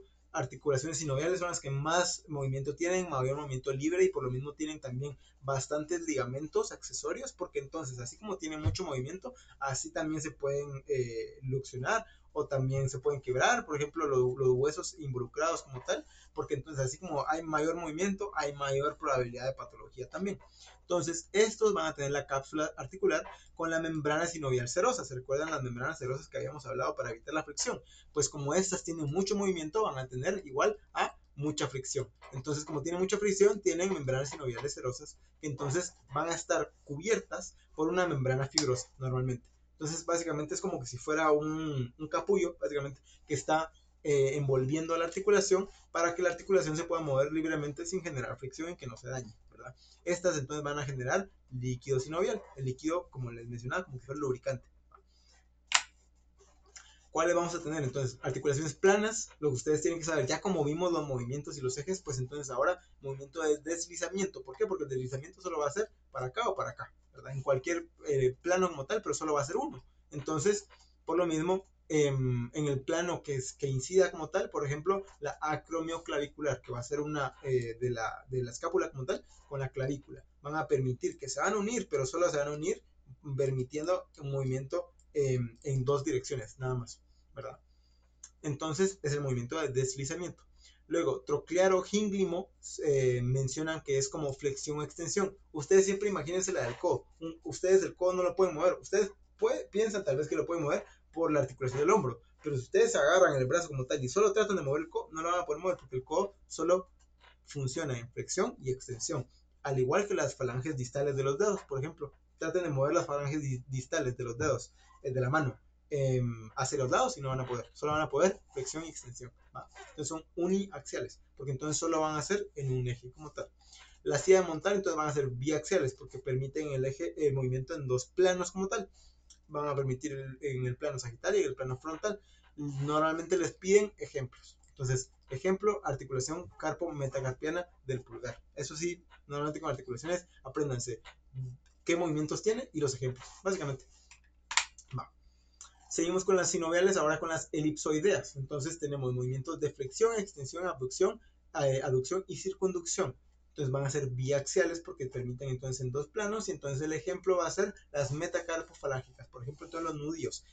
Yo les había mencionado que estas, que son las trocleares en gínglimo, por ejemplo, como el codo, les había mencionado entonces las falanges distales. ¿Por qué? Porque si ustedes miran entonces en la base del dedo, que van a ser más o menos en los nudillos, ustedes miran y el dedo sí lo pueden mover como si lo estuvieran rotando, como si ustedes estuvieran apuntando pero haciendo un círculo. ¿Me entienden? Entonces es así, pero ustedes miren en la falange distal y esa no permite ese movimiento, ¿verdad? Entonces sí hay una diferencia. Las esferoideas, normalmente por ejemplo con la articulación coxal, que va a ser la que va a agarrar a la pelvis como tal, en el acetábulo, con la cabeza entonces del fémur, ¿verdad? Entonces el fémur va a estar más o menos acá y aquí comienza el fémur como tal. Salió bien feo, pero ahí está el fémur. Entonces, esta articulación permite bastante movimiento, no tanta como la del hombro, pero sí, porque por eso es que se lesiona menos, pero permite bastante movimiento, son multiaxiales, miren todos los movimientos que permiten. Entonces solo es como de lógica para que si les ponen una articulación de este pelo con todos estos movimientos, pues fijo no va a ser la gínglimo, que solo permite flexión y extensión, porque eso es muy básica, ¿verdad? Tiene que ser una que permita mucho. Trocoides uniaxiales, por ejemplo, la atlantoaxial media. Por ejemplo, aquí permiten rotación. ¿Se recuerdan cuando ustedes les ponían a estudiar las vértebras y les mencionaban que la primera vértebra se llamaba Atlas por la mitología griega, si no estoy mal, en donde el personaje Atlas que está agarrando el mundo y todo el mundo sobre su cabeza? Pues Atlas es la primera porque está agarrando la cabeza de uno como tal, y luego Axis es la segunda, ¿va? Axis, ¿por qué? Porque es eje. Entonces, si miramos a la Atlas como tal, pues imaginemos de que es un disco, ¿va? Básicamente. Entonces, y la Axis va a ser otro disco que tiene un diente, el proceso ontoides, ¿verdad? ¿Se recuerda? O no sé si lo vieron, pero entonces, a lo que van con esto es, esta va a girar conforme a esta, entonces van a permitir nada más este movimiento, porque gira conforme nada más al dientecito que tiene ahí, ¿verdad? No va a permitir otro movimiento porque está pegada a la cabeza. Entonces, es una articulación trocoide porque es una rotación en torno a un eje central. Al eje, cuando yo me puse el lapicero en la cabeza, pues ese, entonces por lo mismo es uniaxial, porque entonces el eje va a ser longitudinal, nada más, ¿verdad? Luego tenemos las fibrosas, estas son menos preguntadas, entonces tenemos la sindesmosis, que normalmente va a estar unida con una lámina de tejido fibroso. Esta es la más común, es que le pregunten por la membrana interósea del antebrazo, ¿verdad? Porque entonces básicamente aprendan que la membrana interósea del antebrazo es una articulación a base de sindesmosis. Cuando miren el miembro superior van a ver de que literal lo menciona y sí lo preguntan. Tal vez ahorita en introducción no, pero sí lo preguntan. La dentoalveolar también es fibrosa, solo tienen que saber de que esta se reconstruye conforme lo van utilizando, por eso es de que los ancianos que dejan de comer o dejan de masticar como tal, se le caen los dientes porque no lo utilizan, porque la articulación va creciendo y el diente va saliendo porque tiene que estar en plena destrucción y reconstrucción para que funcione. Eso es una gonfosis. Las cartilaginosas es un punto medio entre fibrosas y sinoviales, porque entonces las cartilaginosas van a permitir movimiento más o menos. Y entonces hay de dos tipos, hay primarias y hay secundarias. Ustedes sí, esto se las tienen que aprender, porque entonces, por ejemplo, las secundarias son importantes como la sínfisis del pubis, que permite, por ejemplo, la extensión de la cadera en un parto, por ejemplo, porque entonces no están fundidos los huesos, sino que se pueden mover un poco, ¿verdad? Más o menos. Entonces la sínfisis del pubis, aquí que ustedes incluso la pueden palpar, que está más o menos por encima de los genitales externos, entonces ahí ustedes lo van a palpar y entonces se siente como ese pedazo como más durito, que es la sínfisis del pubis como tal. Es un gran detalle anatómico, cuando ustedes miren pelvis lo van a ver bastante, entonces sí es importante. Luego, los tipos de músculo, la verdad es que esto es más fisio, nunca lo han, que yo sepa, nunca lo han preguntado en anatomía. En fisio, probablemente en el capítulo 85, que es fisiología del ejercicio, pero no en anatomía. Entonces, solo es de saberlo, ¿va? Que se pueden dividir en tres y con esos tres podemos hacer desmadres, ¿va? Porque entonces pueden ser o voluntarios o no voluntarios, ¿verdad? Pueden ser estriados o no estriados, ¿verdad? Estriados y lisos o no estriados.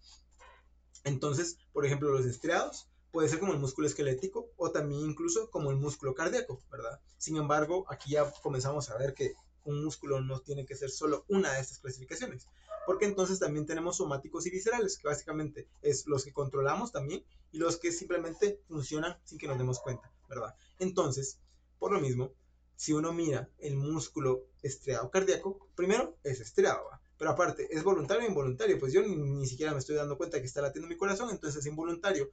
El músculo puede caer en una o más clasificaciones del mismo músculo como tal. Ahora, luego mencionan que estos pueden ser estriados esqueléticos, estriados cardíacos y lisos, básicamente. Eso lo van a ver en fisio, entonces ahorita no se preocupen.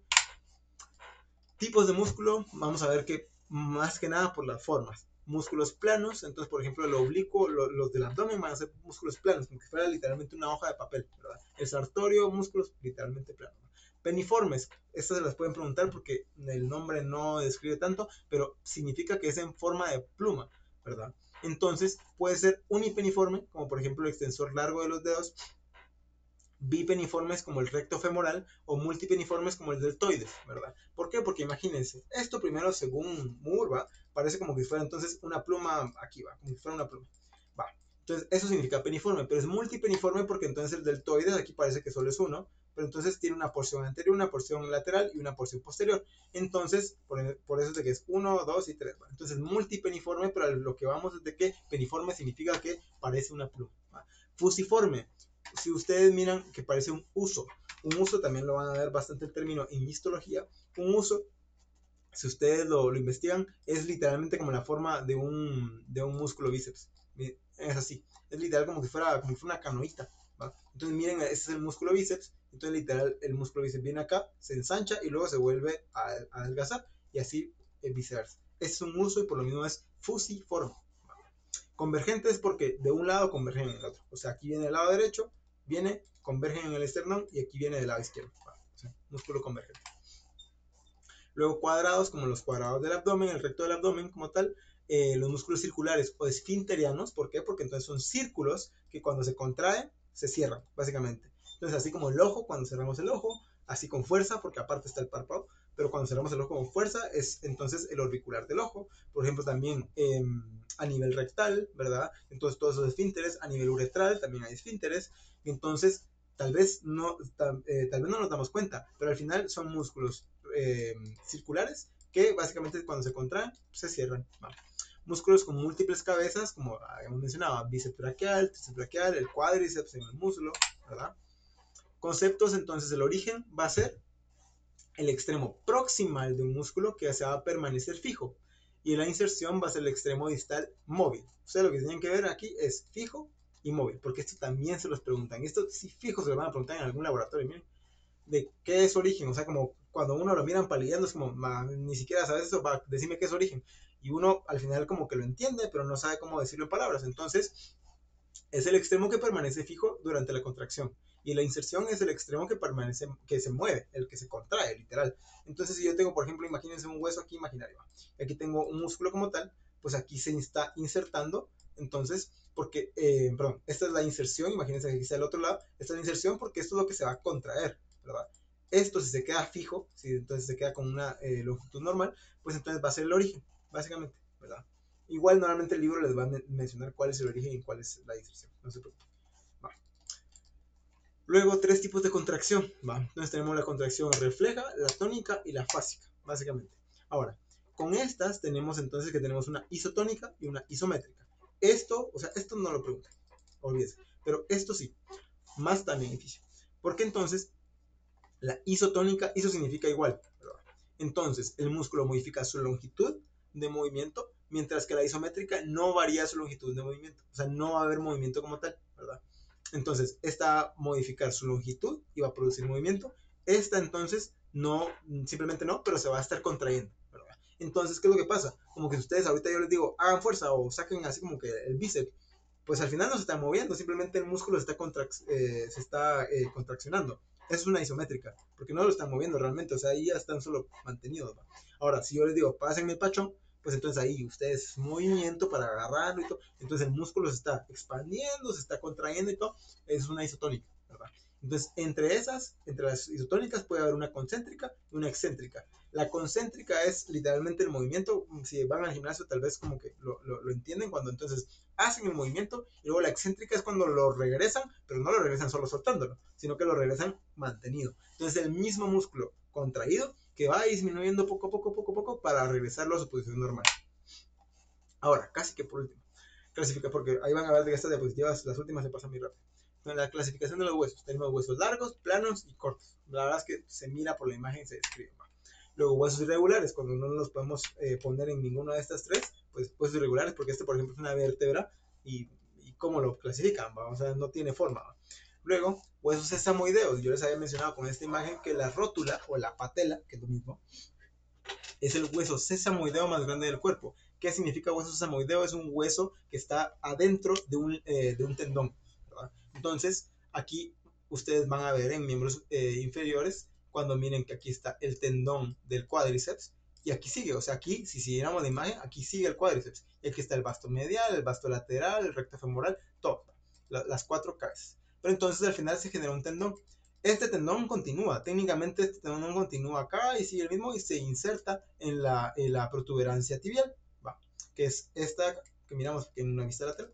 Entonces, si se dan cuenta, primero la tibia ya se deformó por lo mismo la fuerza que genera esto, pero entonces adentro de este ligamento, de este tendón, vamos a tener el hueso, que es lo verde que tenemos acá. Miren, el tendón al final, aquí viene el músculo, no para, lo envuelve y sigue, ¿verdad? Entonces, la rótula es el músculo, el hueso sesamoideo, perdón, que entonces ya aprendimos que es un hueso adentro de un tendón más grande del mundo. ¿Hay más huesos sesamoideos? Sí, pero la rótula es el más importante, por mucho. Va. Y por último, ya, Lo más importante probablemente para la próxima semana, para que ustedes no lleguen tan en blanco. La diferencia, porque eso la verdad creo que el libro ni lo menciona mucho, la diferencia entre constitución, conformación y configuración. Fijo, se lo tienen que aprender. Se los prometo que es algo que van a ver en todos los temas y que llegan al último tema del año y hay gente que no sabe diferenciarlo. O sea, es increíble. Entonces, apréndenselo de una vez. Constitución, ¿de qué está hecho? Yo literal si les pregunto, ¿de qué está hecho un hueso? Pues de osteoclastos, de osteoblastos, de la célula del hueso. ¿Sí? Conformación, estas dos son las más importantes. ¿De qué partes las está conformada? Imagínense una casa. Si yo le digo de qué partes está conformada una casa, sería la conformación. Ah, bueno, tiene una sala, tiene un garage, tiene 3 cuartos, tiene 2 baños, ¿me entienden? Es la conformación de una casa. Y la configuración, si yo les pidiera que esa casa la describieran con una figura geométrica. Entonces, imagínense la casa y yo les podría decir, es que la casa entonces técnicamente es un cubo.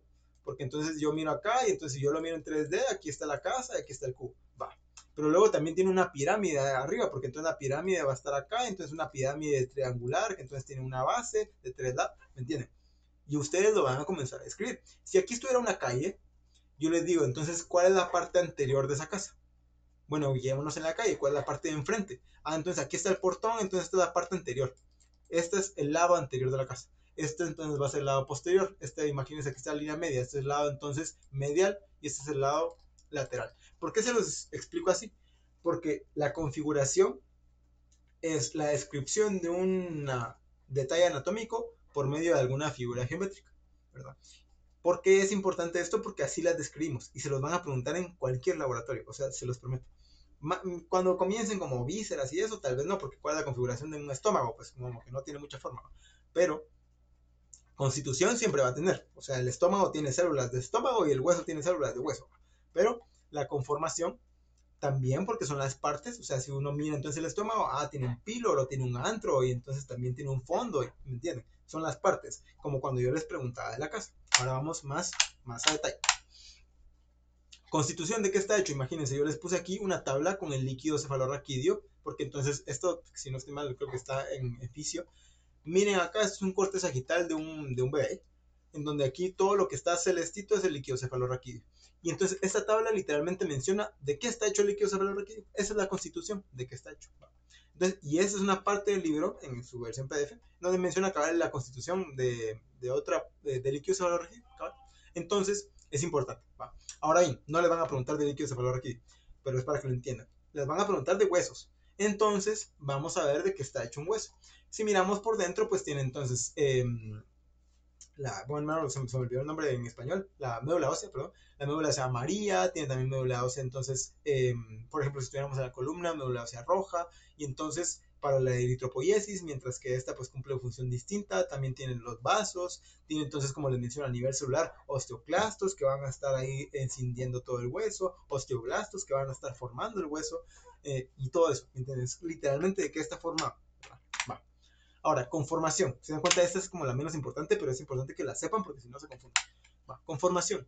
¿De qué partes lo conforman? Ahora bien, cuando yo les mencioné lo de la casa, es como que si yo les hubiese mencionado lo del garage, lo de las casas y lo de los cuartos, como esto: garage, cuartos, baños. Sin embargo, si se dan cuenta, cada parte de esas yo les podía preguntar, bueno, ¿y el baño qué conformación tiene? O sea, la parte que me acabas de mencionar como conformación también tiene conformación. Pues lo mismo acá, porque el baño entonces sería, tiene un jabón y tiene un papel, y, ¿me entienden? Tienen partes. Cada parte tiene más partes. Pues lo mismo acá.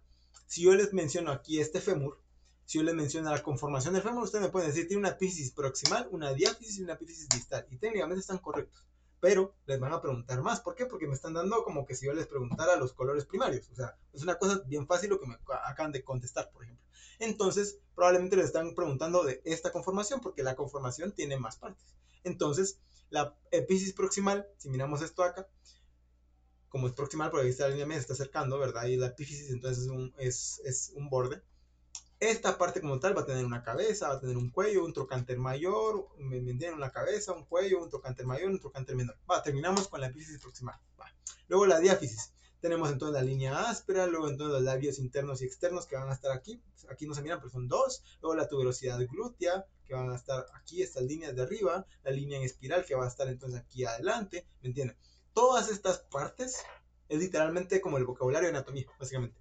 A eso se refiere conformación. Y pueden sacarle conformación a todo, literal. O sea, conformación del encéfalo, conformación del estómago, del duodeno, del yeyuno, de cualquier cosa de conformación. Entonces, siempre se lo van a preguntar, ¿verdad? Ahorita no van a ver fémur, va, pero en algún momento les van a preguntar esto, ¿verdad? Porque la conformación siempre se las pregunta. Va, ahora configuración, ya por último, ya después lo dejo. Creo, yo creo que sí. Entonces, la configuración como tal es lo de la figura geométrica que yo les mencionaba. Configuración, va. Entonces, por lo mismo miremos sigamos con el fémur, va. Si miramos el fémur, entonces ya vimos como la constitución y todo, pero ¿a qué se les imaginaría? Bueno, yo podría decir, a grandes rasgos parece un cilindro, ¿va? O sea, yo aquí miro como que si esto fuera un cilindro así largo, ¿va? Pero ¿realmente es un cilindro? Si nosotros al final cortamos esto de acá, miramos este corte transversal. Y cuando miramos el corte transversal en el muslo, miramos que el fémur, por ejemplo, acá, tiene una forma como triangulada, ¿verdad? Como si fuera una pirámide. Entonces probablemente se asemeja más a una pirámide como tal. Entonces aquí le digo, bueno, es un triángulo. Entonces si fuera un triángulo, porque yo lo corté aquí, si fuera un triángulo, yo podría decir que tiene una cara, porque es importante definir bordes y caras, una cara anterior, y una cara lateral y una cara medial, porque imagínense aquí está la línea media, ¿va? Como la casa, ¿va? O sea, yo estoy describiendo la casa, estoy describiendo básicamente lo que miro. Si esto pues, me parece a mí un triángulo, pues entonces tiene una, dos, tres caras, ¿va? Y ya. Y entonces tiene uno, dos y tres bordes, y ya. Entonces, los bordes tienen un borde, si esto era lateral y aquí está la línea media, pues esto se va hacia el lateral. Tiene un borde posterior, porque esto aquí está anterior. Tiene un borde medial porque va hacia la línea media. Va, hasta ahí todo bien. Pero ¿qué es lo que pasa? Si yo lo corto de estas partes, si se dan cuenta, la imagen cambia. Y ahora la imagen, por lo que menciona que el fémur tiene configuración que va variando conforme al corte en el que tiene. Porque entonces se dan cuenta, aquí se dan cuenta ya está más plano. Aquí como que si fuera una cara extra, que aquí no teníamos, porque miren, aquí se van juntando y aquí si yo lo corto, tiene una, dos y la cara de atrás, tres caras.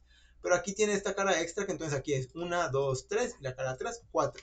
Y si lo cortamos, miramos que cabal, parece ahora sin más un cuadrado. Y como parece más un cuadrado, ahora tiene una cara anterior, una cara posterior, una cara medial para que sea la línea media y aquí una cara lateral. Y si miramos los bordes, ahí, ya acabamos. Y si miramos los bordes, pues entonces aquí están los bordes, ¿verdad? Un borde que se puede combinar la metodología, ¿verdad? Entonces se puede un borde anterolateral, luego aquí podría ser un borde anteromedial, un borde posteromedial y aquí un borde posterolateral o lateroposterior, pero normalmente se dice posterolateral.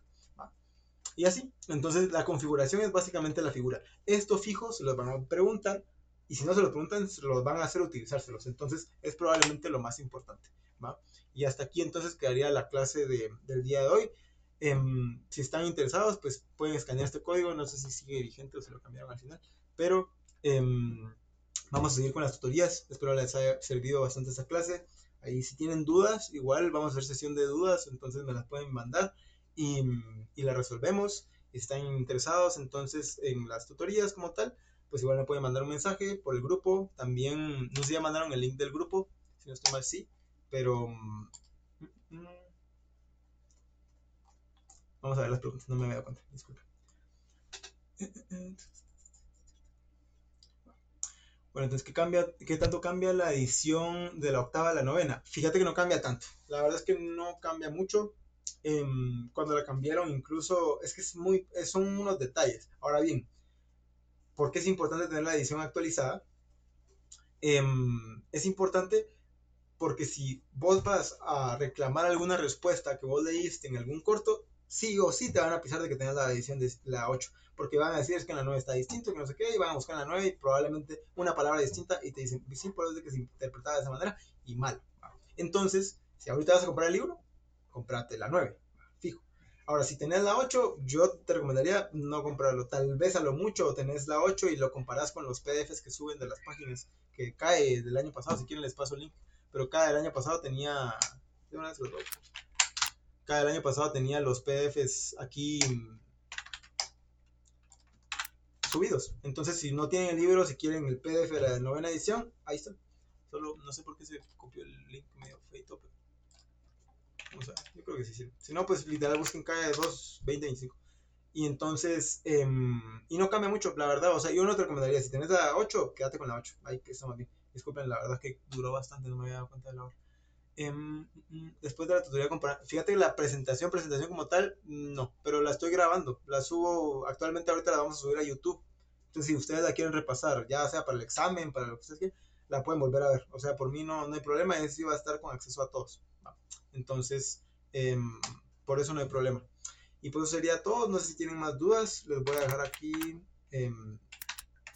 mi número por si están interesados en el curso, por si se quieren meter al grupo. Igual vamos a estar dando clases gratis, entonces no todo va a ser pagado.